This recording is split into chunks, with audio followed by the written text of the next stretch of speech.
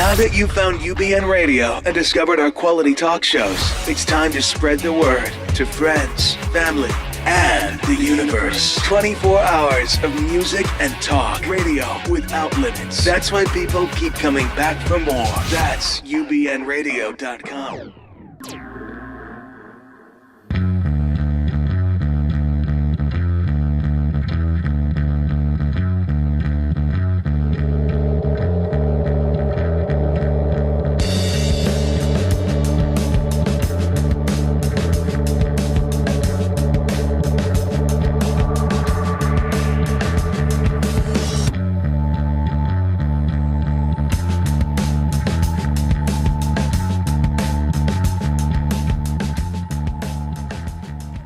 Thank you. Thank you.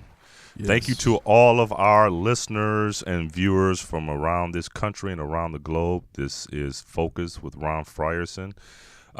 Next to me, I have my co-host, my brother, Mr. Woody Wilson. Say hi to the people. Hey, Ron, what's going on? Hello, everybody out there. Yeah, everything is going on. Everything is World's going gone on. mad. So before you guys get started dialing those phone numbers to call in, you should know that this is a pre-recorded airing of the show.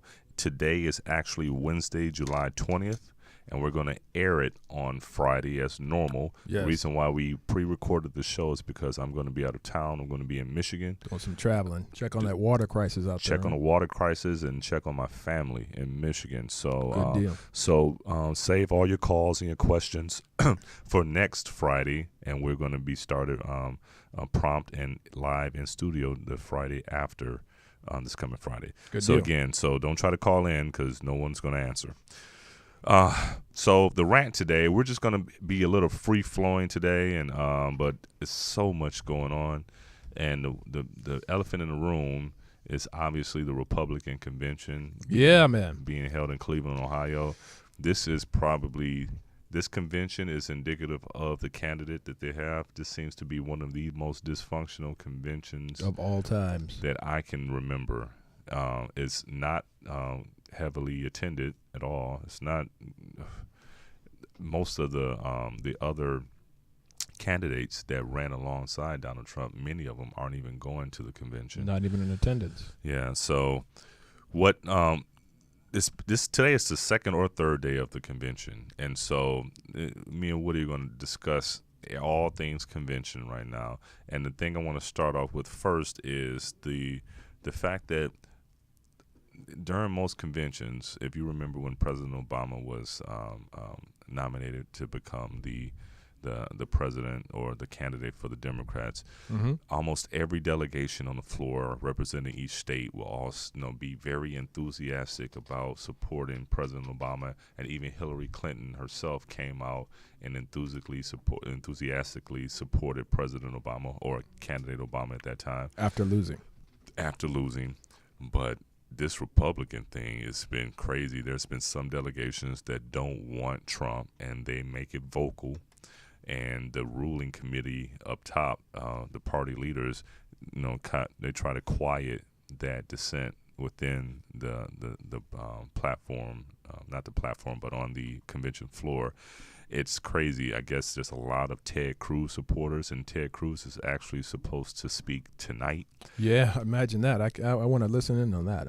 Yeah, See what he I has want to to listen say. in on it too. I'll be on a flight tonight, but I hope to get a chance to hear it, because it's going to be such a I want to see whether or not he's going to give a full-throated endorsement of Donald Trump, or if he's going to do what just about everyone else has done, and that's just talk about how bad Hillary is instead of talking about how good Trump is. Well, I think they can only go in that direction because no one wants to give Trump their full support. They all know it's a bad idea.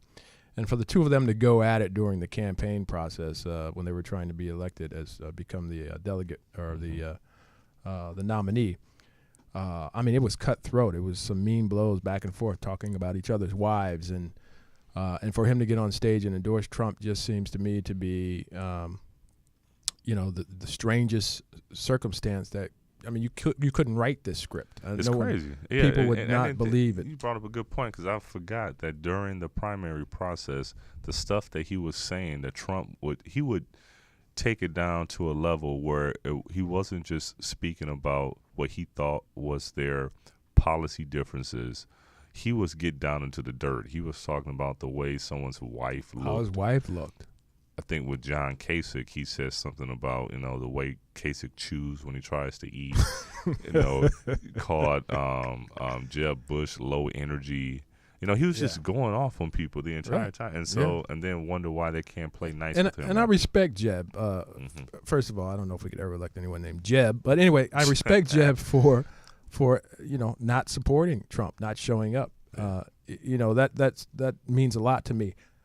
From just having some self-respect and decency. But hey, I mean, these folks are going to do what they want to do. But Jeb's not showing up. None of the Bushes are showing up, and this is an institution. The Bushes are in George Herbert Walker Bush, George W. Bush, Jeb. That's funny to say Jeb. Barbara. None of the clan, none of the Bush clan are showing up. Yeah. And for a family that's an institution in Republican politics to just completely boycott a convention, that says a lot. And also, you don't have John McCain. So you have two former presidents, two former Republican presidents.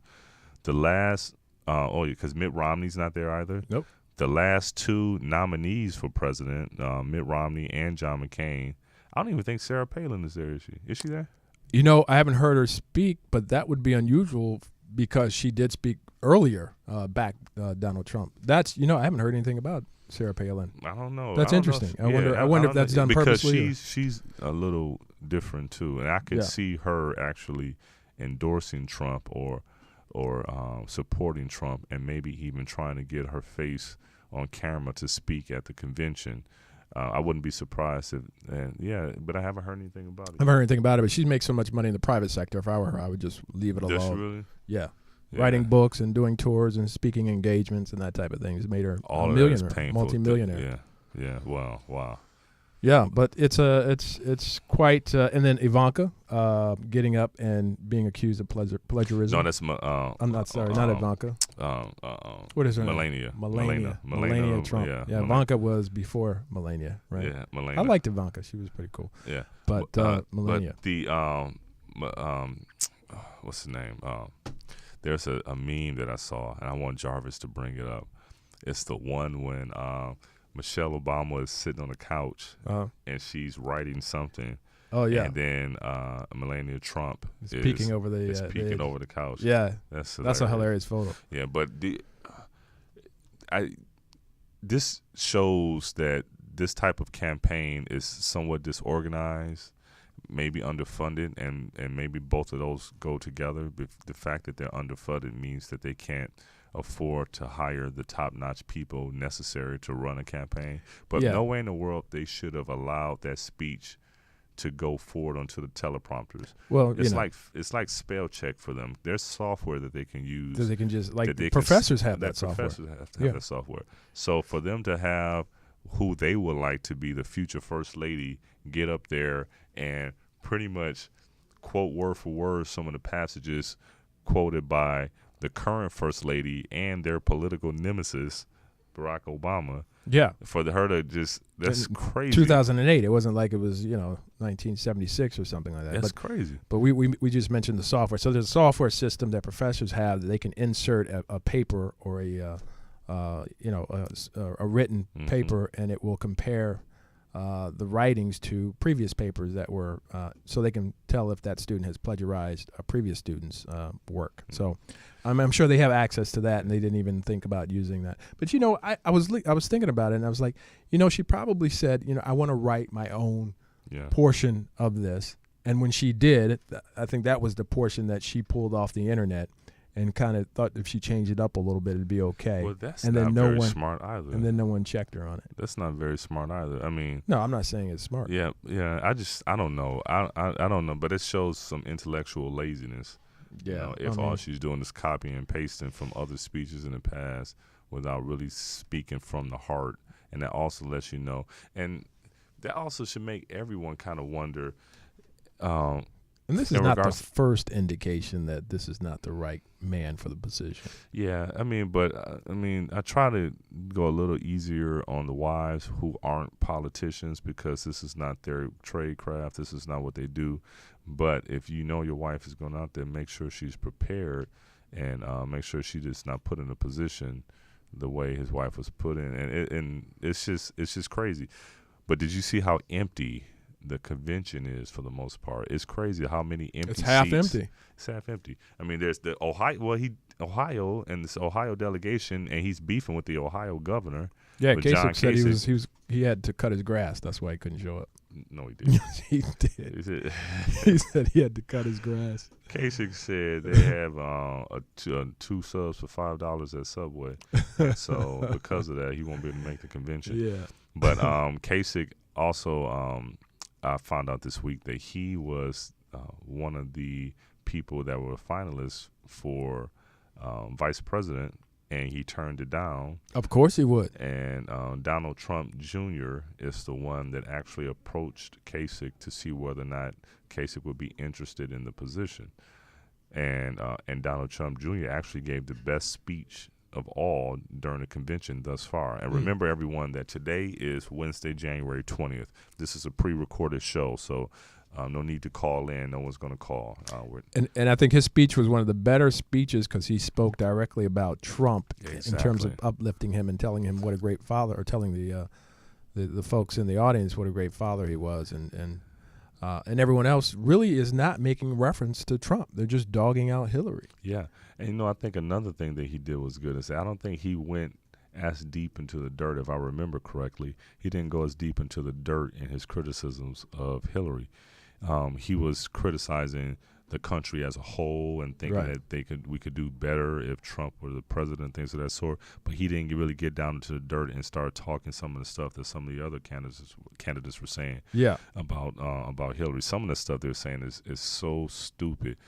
And I mean, Chris Christie made this whole theatrical display of as if he were in a courtroom laying out a case against Hillary. Guilty. Yeah. Guilty. One in the crowd. Of course, that's not just a crowd. That's a lynch mob out there. That's a lynch mob. They're trying to get riled up. The torches and then the pickets. The what's the word? The pickaxes. Back in the day when they said pitchforks. Thank you, Jarvis. Yeah. The pitchfork crowd. Yeah, the lynch mob mentality. Yeah, and this is a joke. It's all. I mean, folks, you have to realize what's going on in terms of our candidates here.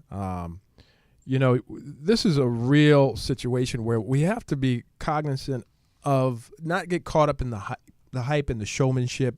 Mm-hmm. This is a disaster waiting to happen.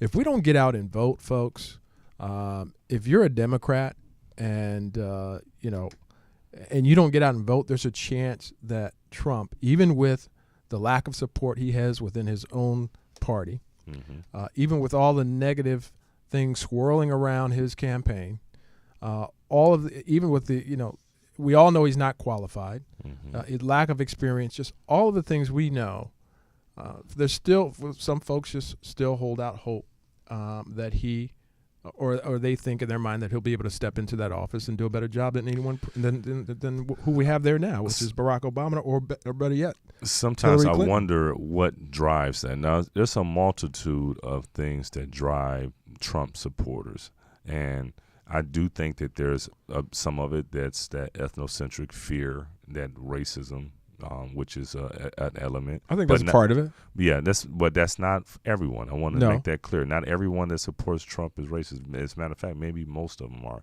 But there is that strain, that anti-immigrant strain as well, the ones that thinking that all the Mexicans are coming in here to take our jobs, and they themselves aren't going to be picking avocados or out there in the lettuce fields and things like that. But for whatever reason, they think Mexicans are taking our jobs.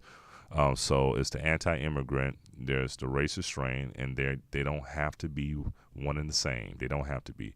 But he appeals more to that demographic than the Democrats do.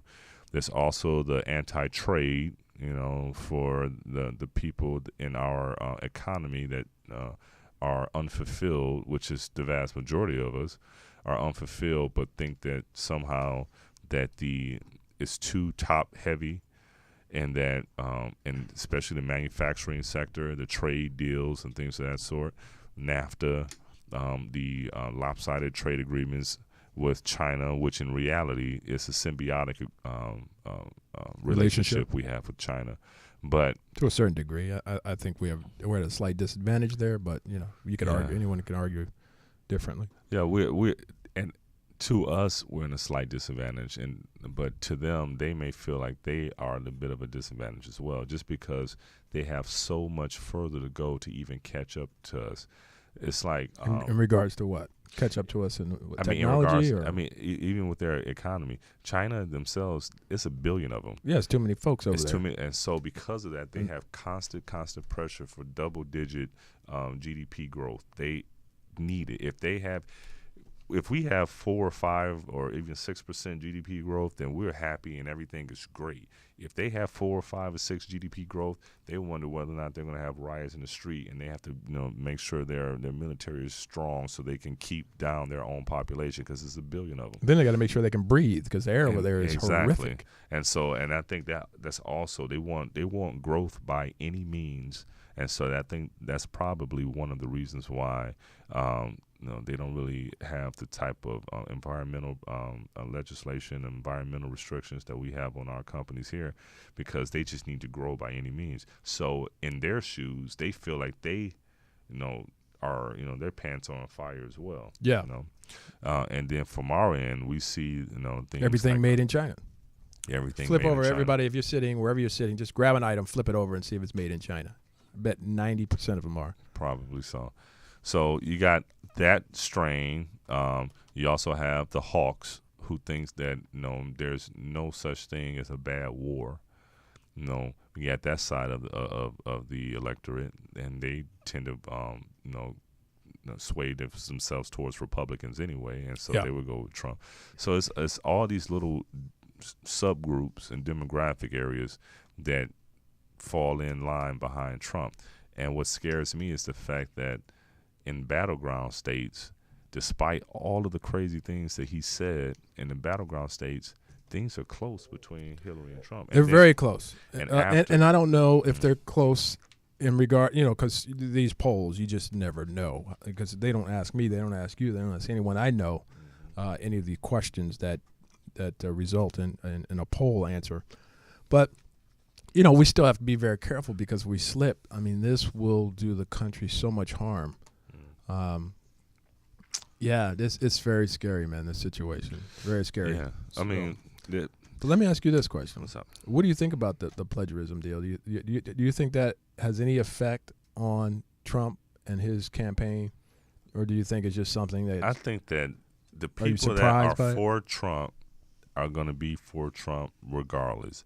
They're going to come up with all types of excuses. Well, she shouldn't have been put in this position, which is true. Or, I heard someone say, Michelle Obama doesn't own the words, this and the other. It's so stupid. They will come up with any sort of excuse to downplay what happened. Right. But if it were the other way around and it was Michelle Obama, man, please. If Michelle Obama or even Hillary Clinton, if Michelle or Hillary had done the same thing, she'd be a liar. She can't even speak her own words. I'm going to keep it with Michelle because she's the wife, the spouse. Hillary's a professional politician. It would be a different level of scrutiny automatically. But if it were Michelle Obama that did what, I keep wanting to say, it's a Melania, whatever, Melania Trump, whatever.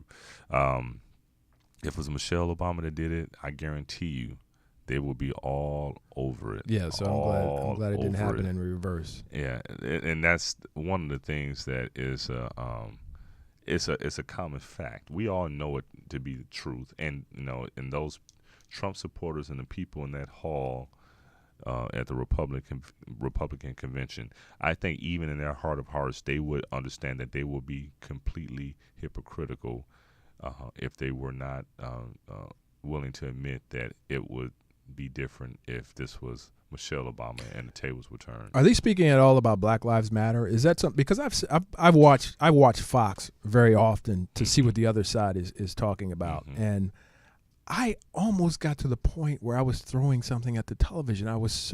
They had a police chief on talking about how Black Lives Matter is like militant, like they're the Black Panthers or something. Like like they are instilling fear and anger across America, when in fact, if you watch Fox and you listen to these folks, they are really turning the other side against the movement. I mean, what would they have us to do? And when I say us, I mean African Americans, African American men. What would you have us to do in order to make this issue known to everyone? You know, we have to organize. What would that organization be called? It's almost if, you know, we're damned if we do or we're damned if we don't. And I don't see in the Republican Party there any type of conversation relating to what's obviously a disparity in policing amongst the good cops and the bad cops across America, and you know, they're not talking about what's currently happening in America from that perspective. But they are talking about Hillary. That's all. They are willfully ignorant. They want to turn a blind eye for something that they know exists. They try to make it as if this is completely anecdotal and these are one-offs. This stuff doesn't happen, and the stuff that they say is so off base, and they know it. And Megyn Kelly is acting as though there's not a problem. That the problem is caused by the folks that are being shot dead in the streets, and that the statistics that are proven statistics about the disadvantaged being killed.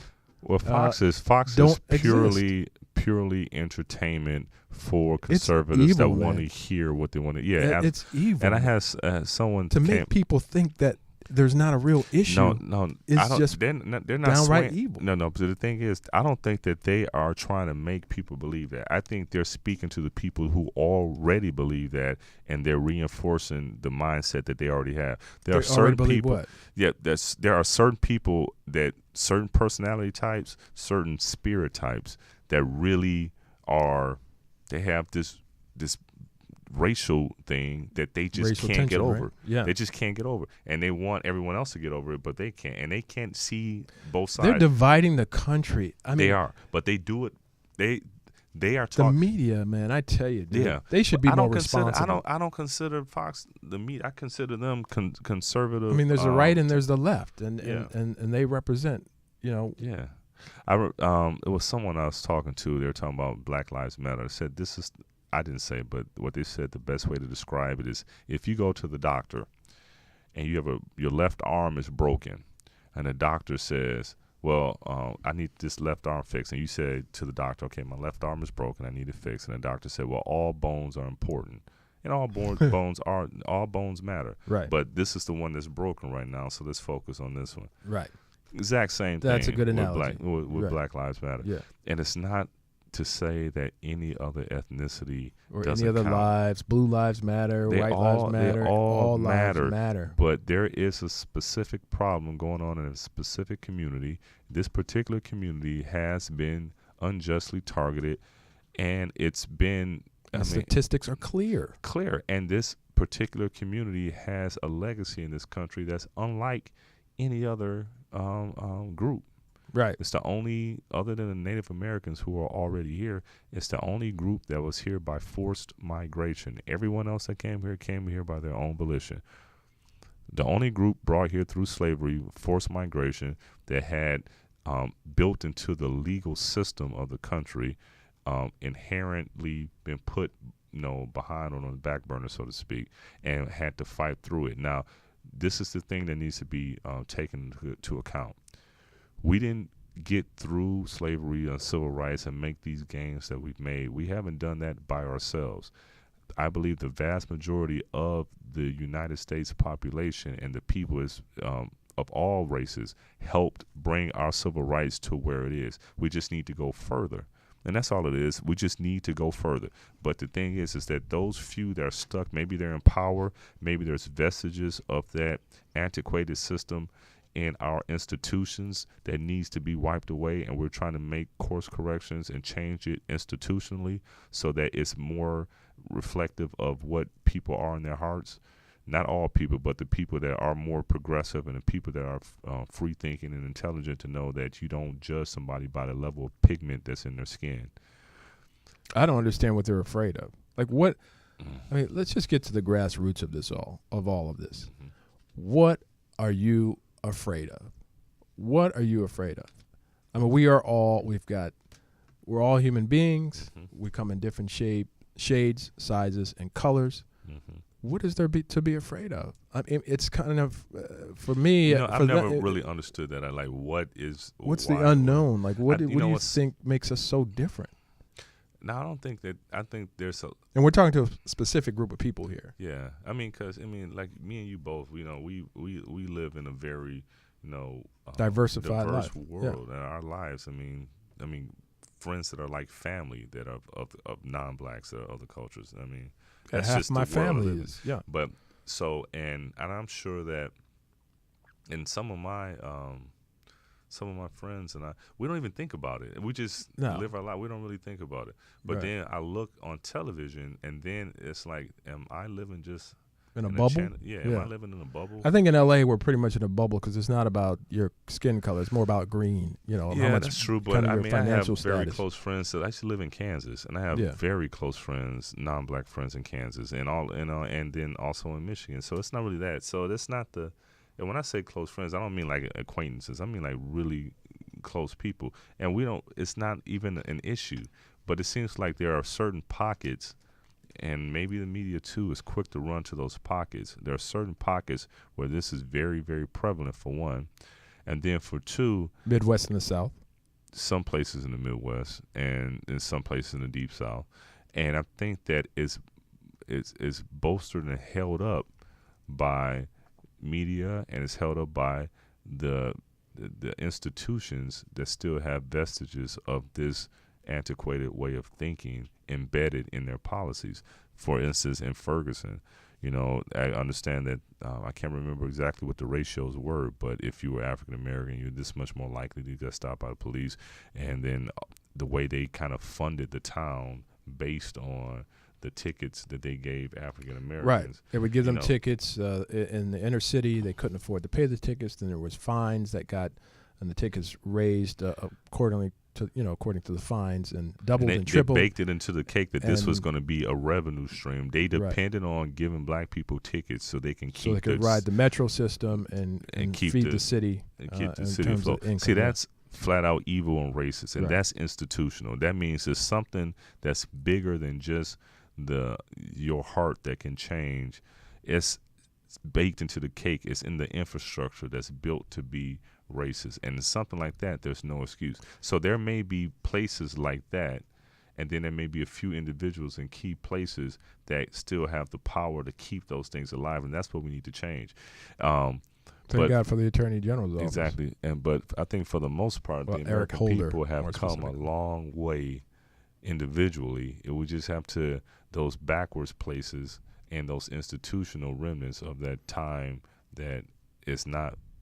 I think it's just lack of exposure. I mean, if you live in your little world and all your friends are one type of person, and this goes on both sides of the line, and that's what you're used to, and that's what and all you hear or see are rumors, and you watch Cops all day, and you see the folks that you're afraid of being arrested, and so that to you represents the whole group of people.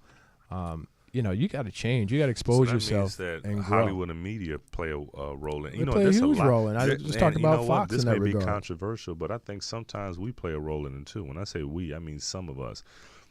Me myself. Yeah, if you watch Love and Hip Hop. Preach. Me myself. There's certain things that I don't like. I don't begrudge the way another person makes a living or the way they make their money. But there's some buffoonery types of movies TV that shows send out the wrong message about us that I just do not like. I just don't like. It's not something that I condone. It's not something that I would want my children to see. And it sets a bad example. It sets a bad example, and it's not us. And so that means if you are, and it's also our fault because some people are watching that garbage.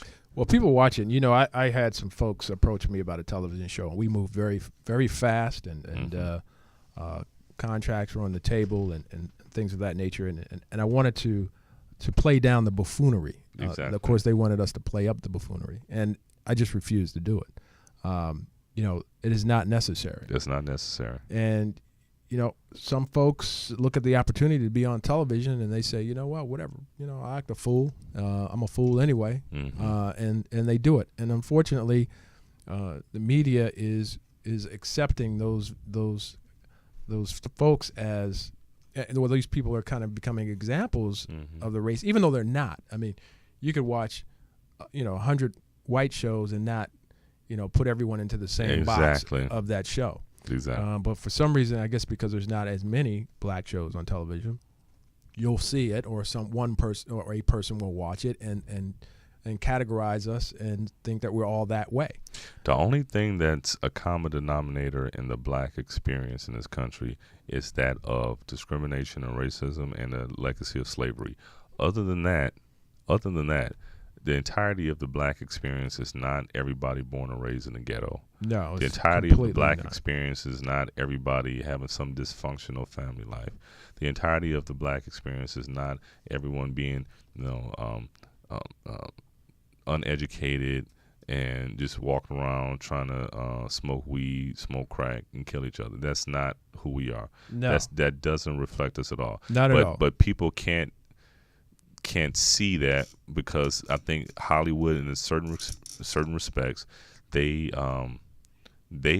help perpetrate that and send that out there, and then some of our entertainers actually help reinforce that, and it's just not true. No, it's not. I mean, it's just not true, and it's just a shame. Unfortunately, and we can't get a show. That's why I like the Carmichael show that was on. Yeah. I thought it was written well. It was something I look forward to. It was a refreshing change in television. I don't know where it went. I saw a billboard up for the Carmichael show, but so bring it back, please. But shows like that have. Let's show us in a better light. I mean, that was a real show that I could identify with. I wouldn't say a better light. I would say a more truthful light because I don't want anything to be glossed. Some things are parts of the community because I don't see many shows that are showing some of the meth heads, and that making that seem that all white people are meth heads and trailer parks. No, that's not the case.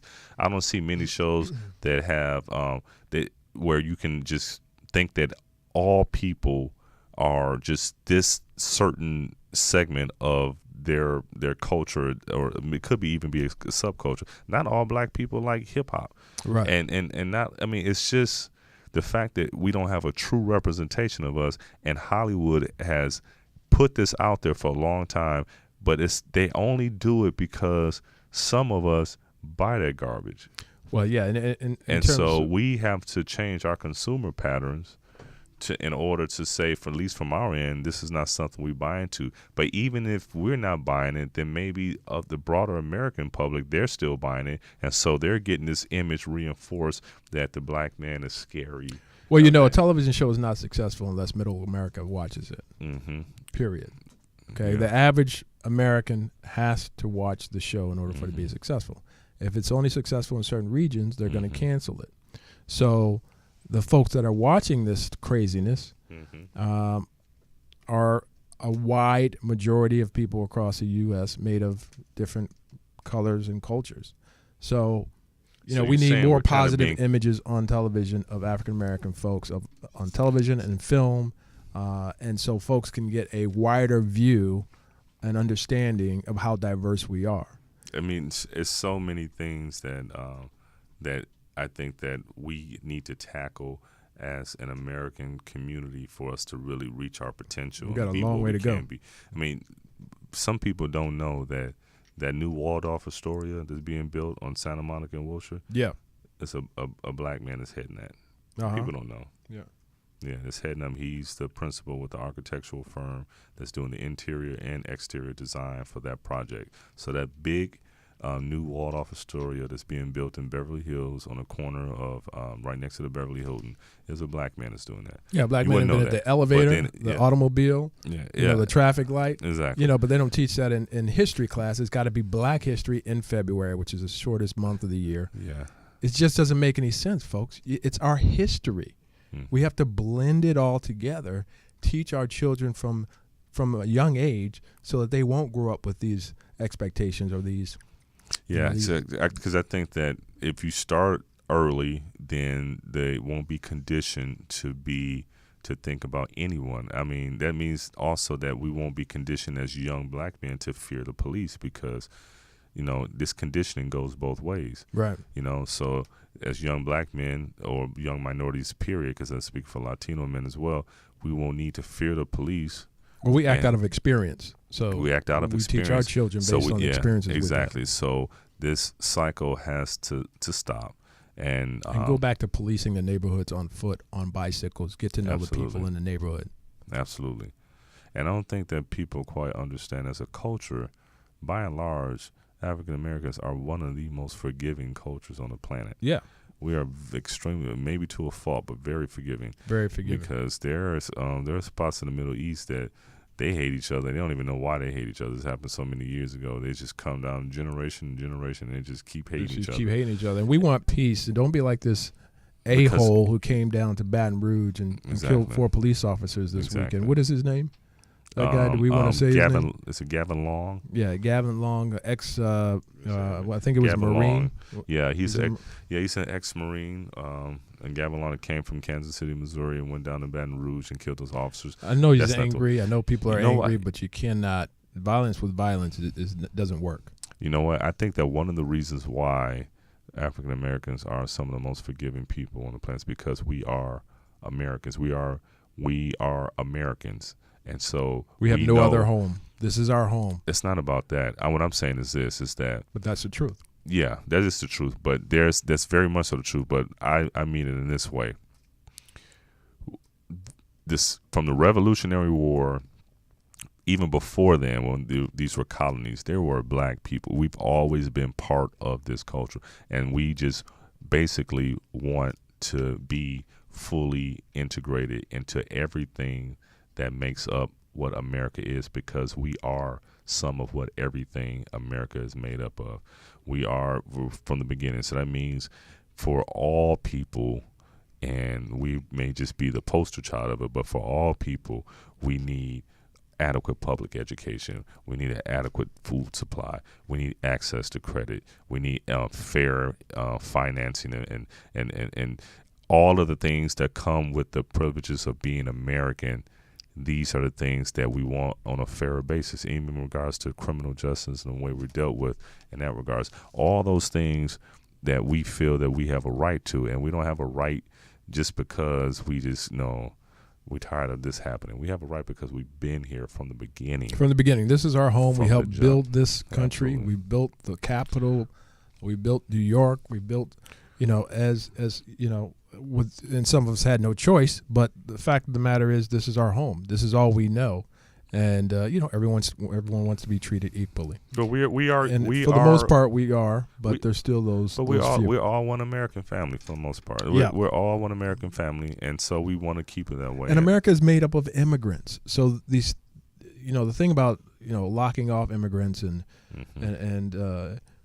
illegal immigration. I understand we need to get that under control and close down our borders just for safety reasons. Not close down the borders, but it be patrol them a little better. But this ideology that we're going to send all Muslims, kick out all Muslims in the country. That's not American. That's non-American. That's not going to happen. As a matter of fact, that's something that should scare anyone. Any free-thinking humanitarian should know that these are dog whistles.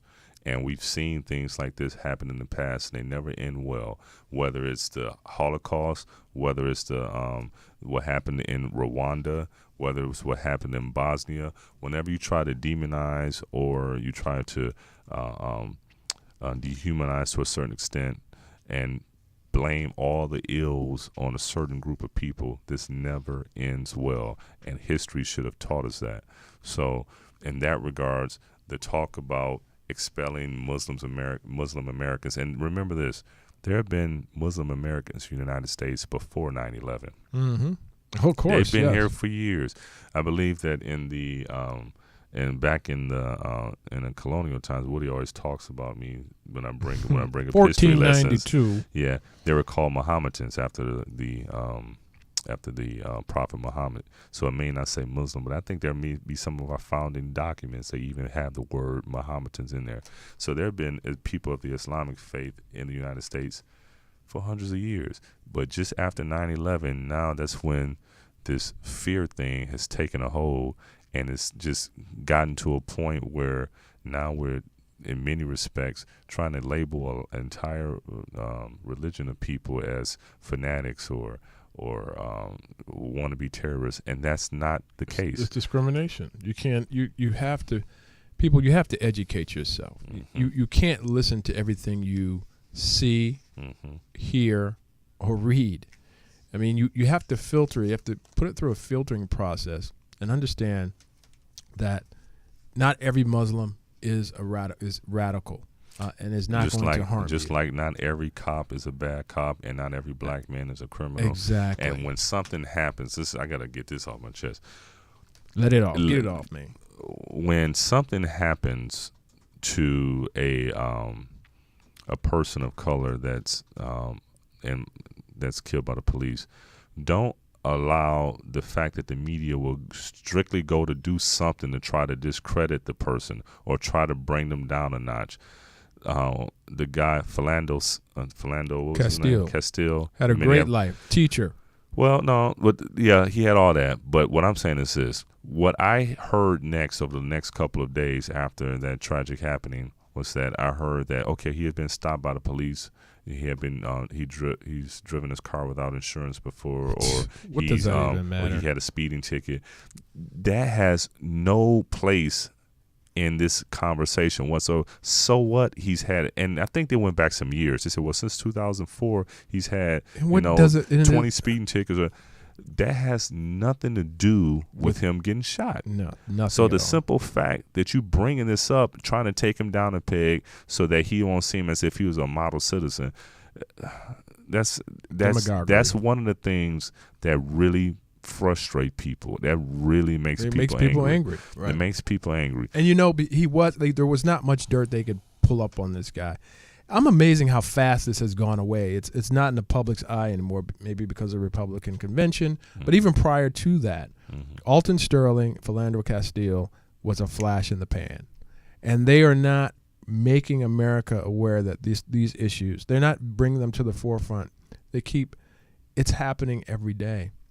And I know they're trying to get the nation to cool down a little bit, but at the same time, there's got to be a common thread of communication or a common thread with the media to continue to make this issue the forefront and stop talking that Black Lives Matter is some type of movement that is harmful to the country. Black Lives Matter is representative of the movement to make folks aware that black men are being shot down in the street, and that policy has to change. That's all it is. And another thing, and these, what Woody and I, we are proud multiculturalists. We are proud of the fact that America is a melting pot. We are proud of the fact that we're Americans. We are proud of the fact that we are enlightened Americans, and we view people truly by the content of their character and not the color of their skin. We just want to reciprocate it for everyone. But I think that what will also help, and what we do is we propose from our perspective, from our limited perspective, but from our perspective, we try to search for some solutions. And you, our listener, you can join the conversation anytime, and just something that you can converse with your friends, regardless of their ethnicity, race, or religion, and to see what solutions we can bring to bear. I think that one of the solutions also is that when something like this happens, when the media goes straight and starts about the police and all these 4 or 5 heroes. Yeah, they're 4 or 5 heroes, but they also say they continue to separate the police from the community to make them something other. I think when something like this happens, there should be a real concerted effort to bring the police closer to the community instead of alienate them as being something else or other. Right. I would somehow try to put the police and the people that were unjustly murdered, Mr. Castile, Mr. Garner, and the police, I would put them all into the same pot, and I would say these are all members of our American community. I posted on Facebook that our police are us; they're part of us. We should protect them as much as they want to protect us. They are to represent us. They are doing their job to help us keep an orderly civilization, an orderly society, and And yes, from within, they need to purge out those people from within that have this sickness of racism and maybe some of the policies that tend to discriminate more towards people of ethnic minorities and things of that sort. But the police are us. Yeah. They are us. They are us. And many of them are black. So the thing is, instead of when something like this happens, when this former soldier who was another American hero, if you want to have it your way, because you always say that people that have gone off the war are American heroes, and I agree with you. This person that did this terrible tragedy in Baton Rouge, he was an American hero at one point because he served in Iraq. But he went off the rails for whatever reason. Then the same thing with the guy in Dallas. He served in the American military, so he was once a hero. And he went off the rails. So you got these guys that have gone off the rails that once served in our military. Then you have these other gentlemen, these heroic officers that were killed. And then you have these common everyday citizens. What do they have in common? They are all part of us. So instead of when something like this happens to the police, separating the police and having them separate, this is all we're going to do this for our boys in blue. I would bring them all together and say, listen, we've got to change. All of them say, listen, these are all members of our community. Let's go back into the communities. Stomp out that which is in our communities, that which is in our societies that will result in 5 officers or 3 officers being killed here, and that should not have to go through this. And let's stop what causes these young black men to be killed. Many of them are unarmed. Yeah, there has to be a concerted effort to change this, and you cannot back up as police officers and put up your shields and say, anyone that crosses this line will die. We have to put down the guns, and we have to talk, spread love. You have to learn the community that you're policing. Okay, you've got to organize, and you have to volunteer, empower others. That's love. We have to do something to change this, and we have to. Folks have got to sit down and work it out. And it's not a one-time meeting. It's a consistent, ongoing conversation that has to happen with the community and the policing to come up with a solution. And you have to start with the youth. I saw a clip on YouTube where this cop was walking the beat and he was dancing, actually doing a dance with the rapper, local rapper, not Snoop, but the Game.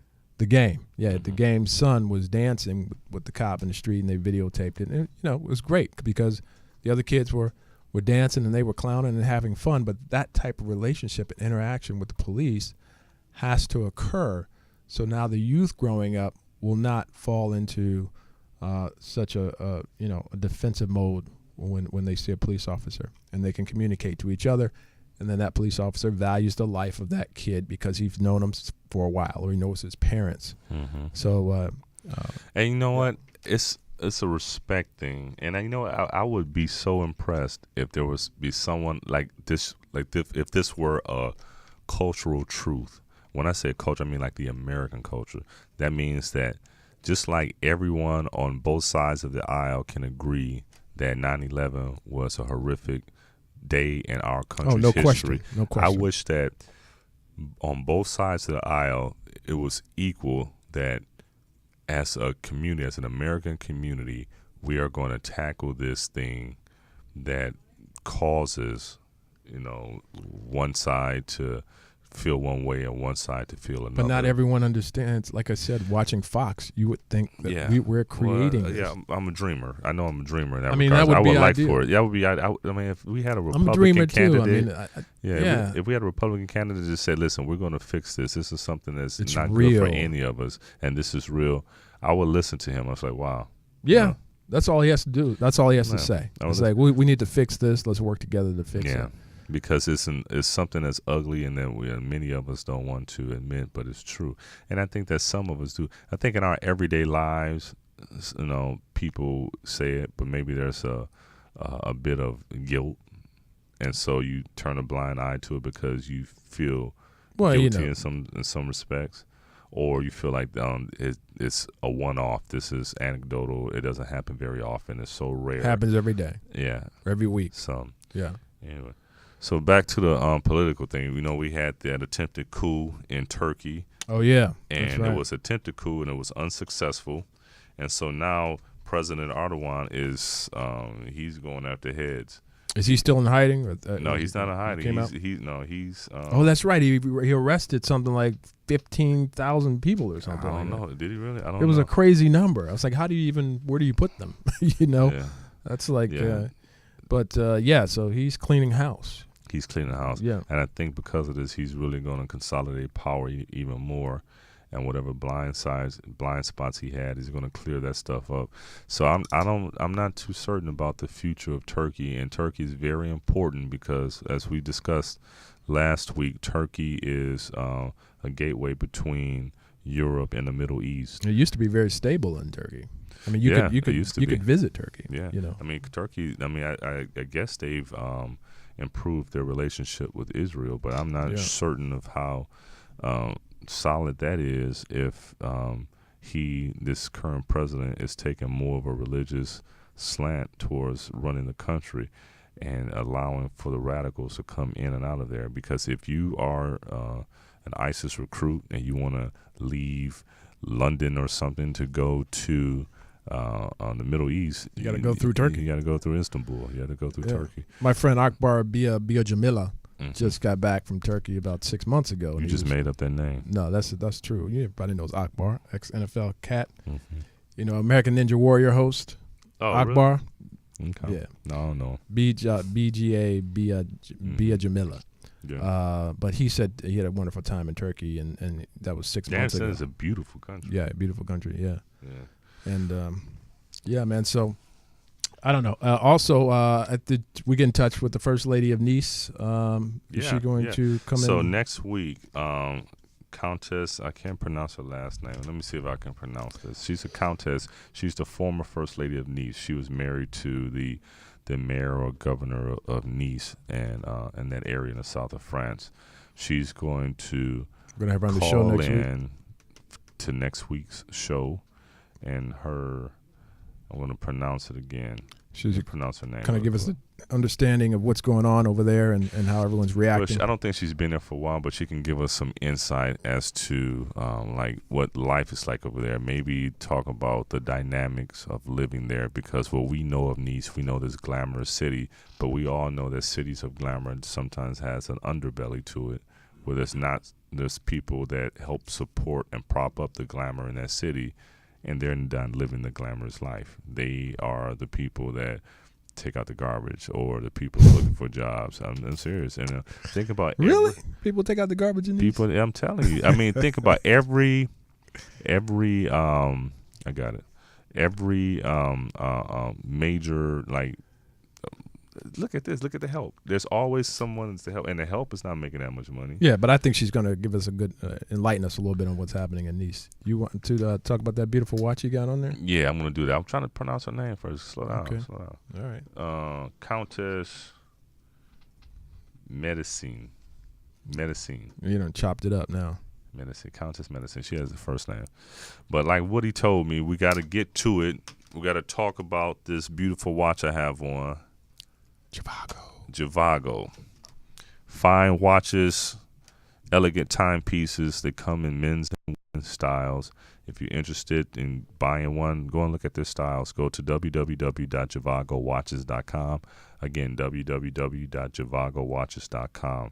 And then if you see a style that you like, I will also go into Amazon and see if you can find it on Amazon, because lots of times on Amazon you can get it for a discount. Understand there's also something called it's not Amazon Prime. There's something else that's an Amazon service that they can deliver food. No, it may be food as well, but they can deliver it within like hours.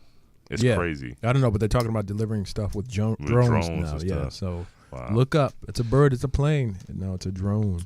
Well, guys, once again, today is Wednesday, July 20th. This show was taped today because we're out of town on this coming Friday, but we're going to have the show air on Friday, so that's why you couldn't call in today. But thank you so much for listening to us. Still send your Facebook comments. And still send your Facebook comments. If you want to reach me, Ronnie.Frierson@gmail.com. in the subject line, put in focus, tell me what you want me to hear, and I'll be sure that Woody gets it as well. And thank you all for joining us, and look forward to have you on the show next week. All right? Enjoy the weekend. Have a great weekend. Bye-bye. Take care. Peace and love.